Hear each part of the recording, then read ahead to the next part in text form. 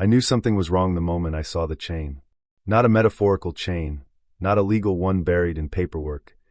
I mean an actual thick steel chain stretched across my driveway, like someone had decided overnight that my property had suddenly become a prison yard. And hanging from it was a fresh padlock and a sign that basically said I wasn't allowed on my own land.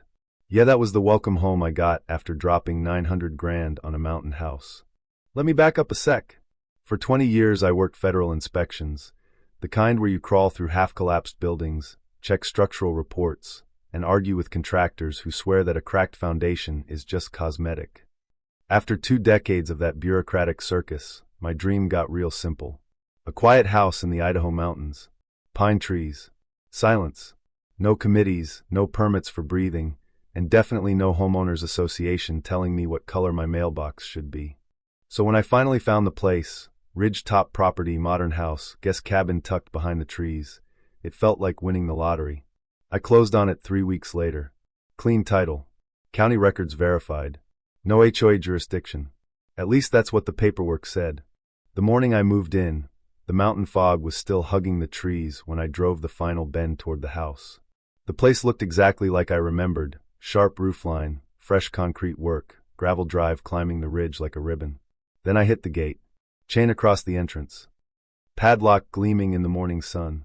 And 2 people standing next to it like they owned the place. One was a guy wearing a bright orange vest with an HOA logo stitched across the chest, and a GoPro strapped to him like he was filming wildlife. The other was a woman in her 50s holding a clipboard, and the kind of expression you usually see on librarians catching teenagers sneaking energy drinks into the study hall. She stepped forward before I even shut off the truck. "Sir," she said in that rehearsed tone bureaucrats use when they're about to ruin your morning. "This is private community property. Entry is restricted to authorized residents." I just stared at her for a second. "I am an authorized resident," I said. "I'm Jackson Haynes. I own the house at the end of this driveway." She smiled. "You ever seen someone smile in a way that makes it clear they already think you're the problem? That property," she said, tapping her clipboard, "is currently under review by the Whispering Pines View HOA. Due to a deed discrepancy, access is temporarily restricted. Now I've dealt with enough paperwork disasters in my life to know when someone's bluffing." Still I kept calm. "Lady," I said, "I paid $910,000 for that house 3 weeks ago. Clean title. Federally insured. I've got the deed sitting on my dashboard." The GoPro guy shifted, so the camera pointed right at my face. Little red light blinking. Recording. She crossed her arms. "You are not permitted to enter." That was when I walked back to my truck and grabbed the bolt cutters. Industrial ones. Not the toy versions from the hardware store.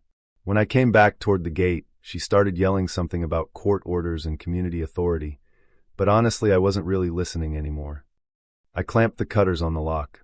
Snap. Padlock hit the gravel. Chain dropped. The sound echoed through the trees like a starting gun. I waved the moving truck forward and drove straight through. And while those 2 stood there sputtering behind me, I pulled out my phone and called the county sheriff. Because if this was going to turn into a circus, I wanted witnesses. 15 minutes later, Deputy Ron Sellers rolled up in a black Tahoe. Ron had that permanent squint people get when they've spent years dealing with nonsense. He looked at the chain, then at me. "Mr. Haynes," he said slowly, "we got a call about a disturbance." Before I could answer, a black Lexus came sliding into the driveway like it had been waiting off stage for its cue. Out stepped Karen Mott, president of the Whispering Pines View HOA. Designer sunglasses, crisp blazer, confidence dialed up to 11. She walked right up to the deputy and handed him a stack of papers.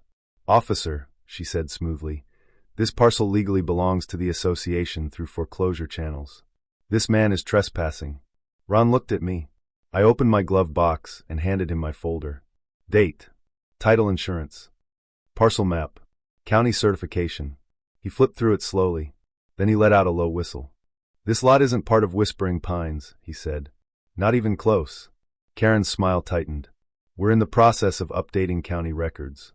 Ron looked at her like someone had just told him gravity was optional. "Until that happens," he said, "this property belongs to him." And just like that, the chain came down. Karen didn't leave quietly, though. She leaned toward me before getting in her car. "This isn't over."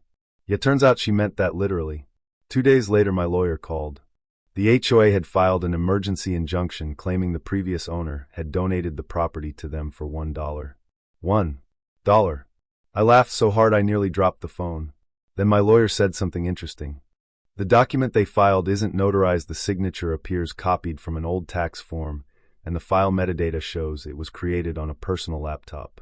Forgery. Now things were getting fun. We filed a counter motion immediately. And that's when things started getting weird. Because the HOA didn't just fight in court. They showed up. Literally. One afternoon I came home to find a tent set up beside my gate. Folding chairs.